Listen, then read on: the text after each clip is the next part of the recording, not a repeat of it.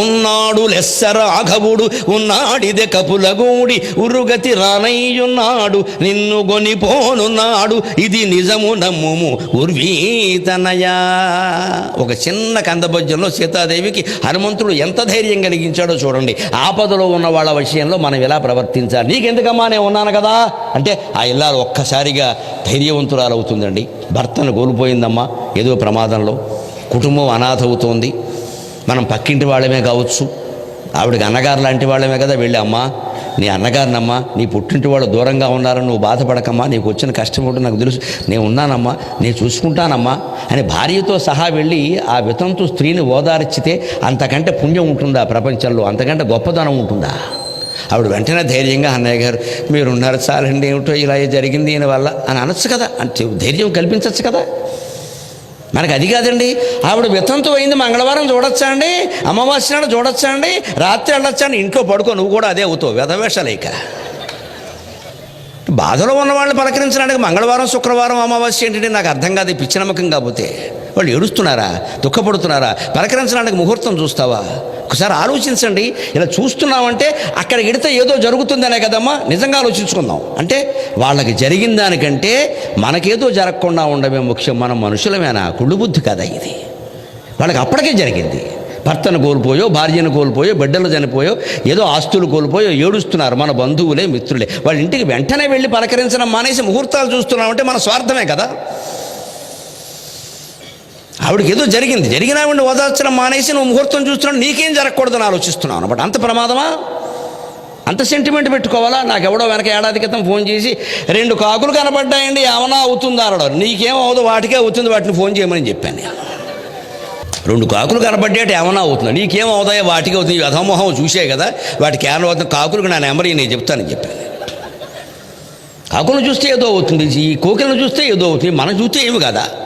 ఇవేమో నమ్మకాలండి. ఇవి ఇంకా పెరుగుతున్నాయి ఆధునిక కాలంలో విచిత్రంగా. మమ్మల్ని అడుగుతున్నవి ఇవే కర్మగారిపోయి. ఈ ఫోటో ఎక్కడ పెట్టుకోవాలి?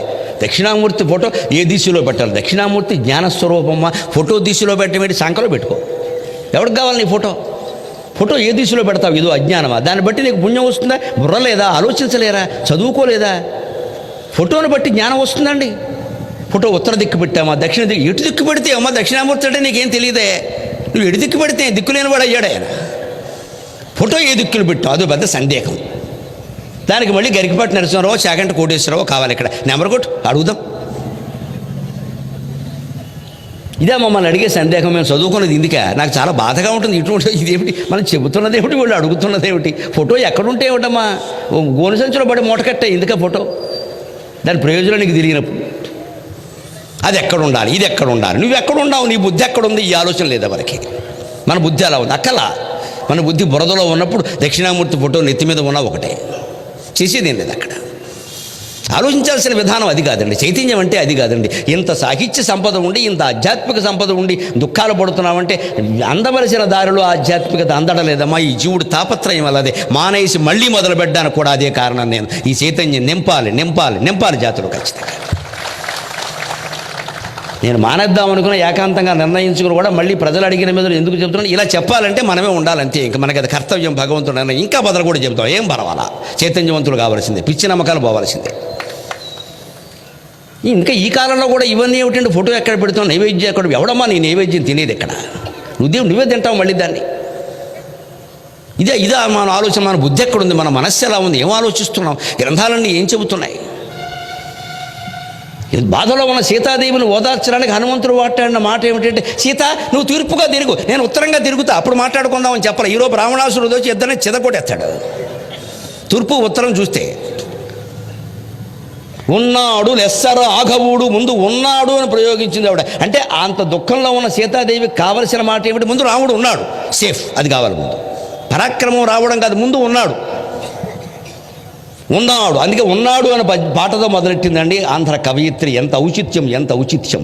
దుఃఖంలో ఉన్న వాళ్ళకి ముందు ఉండాల్సిన మాట ఏమిటంటే ఉన్నాను అంటే ఒక నమ్మకం కలిగింది అంతే. మరి హనుమంతుడు చేసిన పనేదే, నేను ఉన్నాడు రాగ లెస్స. పైగా ఉన్నాడు అనగానే వెంటనే ఏమనిపిస్తుంది అమ్మవారికి, రాముడు ఉన్నాడు సరే, షుగర్ ఏమైనా ఉందేమో, బీపీ ఉందేమో అనిపిస్తుంది. అందుకని లెస్స, హాయిగా ఉన్నాడో ఏమీ లేదు, మొన్న ఆరోగ్య పరీక్షలన్నీ అయినాయి, సుఖంగా ఉన్నాడు.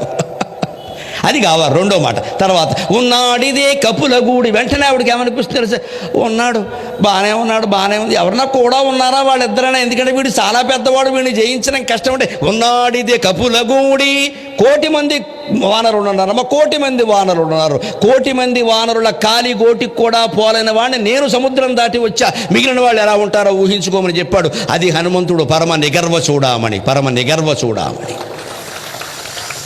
మనం ఎవరైనా అటువంటి సాహసం చేస్తే నువ్వు హనుమంతుడువా, ఇంకా మీ దగ్గర ఎవరెవరు ఉన్నారులే తొట్టు గ్యాంగ్ పనికిరారు, అక్కడ సుగ్రీవుడి దగ్గర ఊరికే జీతాలు తీసుకుంటారు పనికి మేళ గ్యాంగ్ అంతాను, నేను ఒక్కడే, నాకు అసలు సరైన గుర్తింపు లేదమ్మా, ఇలాగే ఎడుతాడు ఎంతసేపు. ఇంకోడైతే హనుమంతుడు అలా ఏడవల, నువ్వు ఇంత వీరుడు అంటే అమ్మా నన్నేం చూశావమ్మా, నాకంటే సుగ్రీవుడు కానీ, అంగదుడు కానీ, మైందుడు కానీ, ద్వివిధుడు కానీ, సుషేనుడు కానీ ఎటువంటి వీరుడు అంటే వారి కాలి గోటికి నేను పోలను, నాకంటే 100 రెట్లు గొప్పవాళ్ళు ఉన్నారు అనగానే ఆ ఇల్లాలు చాలా సంతోషించింది. ఇంతవాడు చాలా చిన్నవాడు, ఇంతకంటే పెద్దవాళ్ళు చాలామంది ఉన్నారు, వాళ్ళందరూ నా భర్తను సేవిస్తున్నారు అంటే ఈ రావణాసురుడు పని అయిపోయినట్టే అనుకుంది ఆవిడ.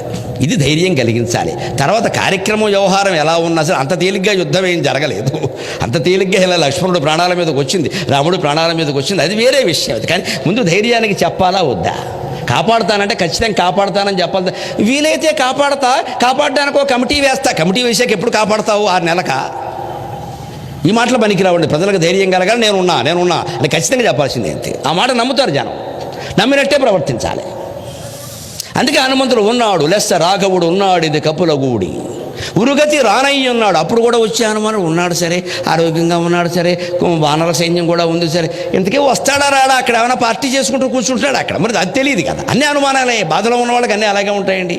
అల్పపీడనం ఏర్పడినప్పుడే వాయుగుండం వస్తుంది, అల్పపీడనం లేదే వాయుగుండం రాదు. మనస్సులో ఒక బలహీనత ఏర్పడిందంటే అన్ని చుట్టుకుని వచ్చేస్తాయి, వ్యాధులు బాధలు కష్టాలని, అనుమానాలు. అందుకని ఉన్నాడు సరే, ఆరోగ్యంగా ఉన్నాడు సరే, వానర సైన్యం ఉంది సరే, ఇంతకీ వస్తాడా రాడా, నన్ను మర్చిపోయాడు అంటే, లేదమ్మా ఉరుగతి రానయ్యున్నాడు, వానర సైన్యంతో 100,000,000 వానరుల సంఖ్యతో రానయ్యున్నాడు. అంతేకాదు అప్పుడు కూడా ఒక అనుమానం ఉంటుంది, ఒక్క వ్యర్థ పదం కూడా వాడలేదు మహాకవయిత్రి మొల్ల, ఒక్క వ్యర్థ పదం కూడా వాడాల. అప్పుడు కూడా ఆవిడకి వచ్చిన అనుమానం ఏమిటంటే, వస్తాడు సరే, యుద్ధం చేస్తాడు సరే, వీడిని జయిస్తాడు సరే, నన్ను తీసుకెడతాడా లేదా, నిన్ను గొనిపోనున్నాడు ఇది నిజము నమ్ము ఉర్వీతనయా. ఒక చిన్న కందపద్యంలో ఎంత భావం ఇవ్వడించిందండి. ఉన్నాడు లెస్స రాఘవుడు నాడిదె కపులగూడి, ఉరుగతి రానయ్యున్నాడు నిన్ను గొనిపోనున్నాడు ఇది నిజము నమ్ము ఉర్వీతనయా. ఇలాంటి